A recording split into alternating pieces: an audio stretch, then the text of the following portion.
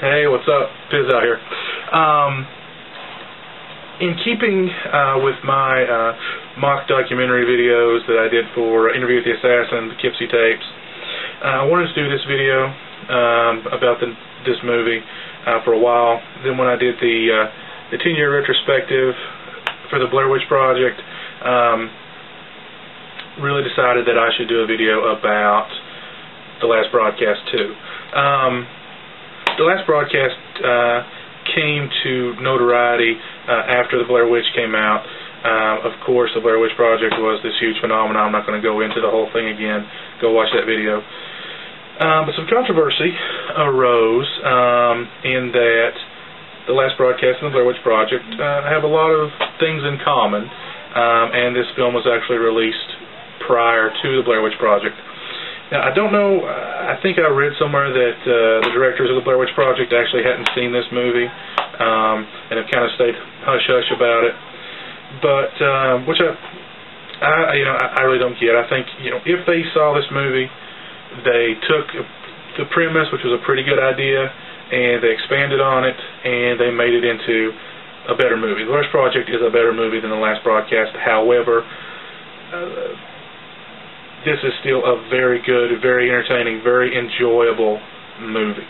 The story centers around these two sort of directionless slacker types who have this show on public access where they talk about the paranormal and whatnot, and they have this sort of convoluted idea that this show is gonna bring them wealth and notoriety and whatnot.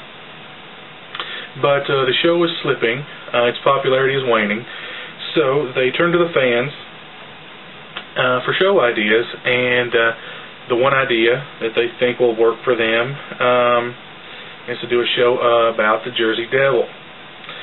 So the two guys, the two hosts, hire a psychic with a sort of shady background and a sort of audio tech kind of guy who has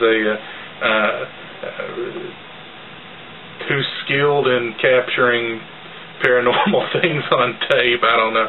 And the four of them jawn off into the Pine Barrens, and only one of them comes out alive. So we don't know, did this guy kill them? Was it the Jersey Devil? Was it parties unknown? We don't know. We are treated to interviews with the investigating police officer, friends and family of the victims and of the accused, specialists who are putting pieces of the tape back together. They were filming the whole time they were there. Then some mysterious, never-before-seen footage pops up, which supposedly shows the face of the killer, and it's all quite interesting. A few things struck me about the last broadcast when I first saw it. The first thing was that they did not commit the cardinal sin of mock documentaries. They did not go out and hire actors to act like they're not acting. They hired real people, not that actors aren't real people, but non-actors, to play these parts. Basically, it wasn't scripted. They just gave them some bullet points, a few facts here and there that they had to throw into their otherwise improvised interview. So you get these sort of moments where they're tongue-tied, or they just sort of trail off into space, and you have these real moments that doesn't sort of shatter the facade of realism. And one thing it does very effectively is it creates this ominous, eerie mood. About halfway through the movie, I realized that I was just sort of encompassed in the film. It had completely drew me in, and I was at unease, let's say. So it works very well at that. And it's just a fun movie. It's just, there's a lot of, it's kind of goofy here and there and silly, but at the same time it's effective in a lot of areas. A few things the film doesn't have going for it. It is a bit too long. The ending of the film, the finale, the big reveal, is just kind of a mess. It just sort of comes out of left field. Nobody, I think, was expecting that. And but it does not take away from how good the film is. The DVD has a lot of cool sort of special features about the making of the film, every level of making of the film. You know, these two guys, I mean, they did it totally independently. They made the movie for, I'm thinking, under $1,000, which is super cheap. They wrote it, they produced it, they directed it, they edited it, they distributed it themselves.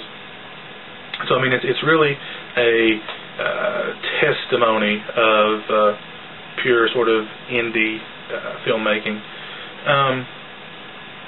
It's just a great movie with a lot of really memorable characters. It's effectively eerie. It has a very good mood. It's just a great film. Great film. Yeah, it's a pretty darn good movie.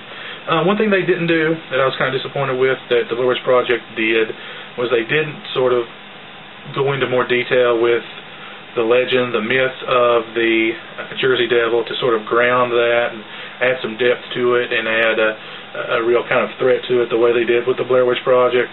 The Jersey Devil is really just sort of an afterthought in this movie, unfortunately.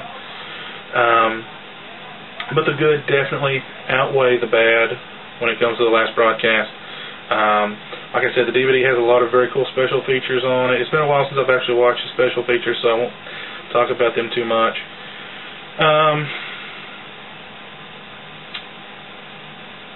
One of the directors, Lance Weiler, actually went on and directed another film which I thought was very cool called Head Trauma, indie movie which was very, very cool. So definitely go check that out as well. But if you're a fan of if you're a fan of the Blair Witch Project, and Kim, I'm talking to you from the Blair Witch boards, or the Dead Pit boards. It's been a long day. You definitely need to check out the last broadcast. It is it's a pretty good movie.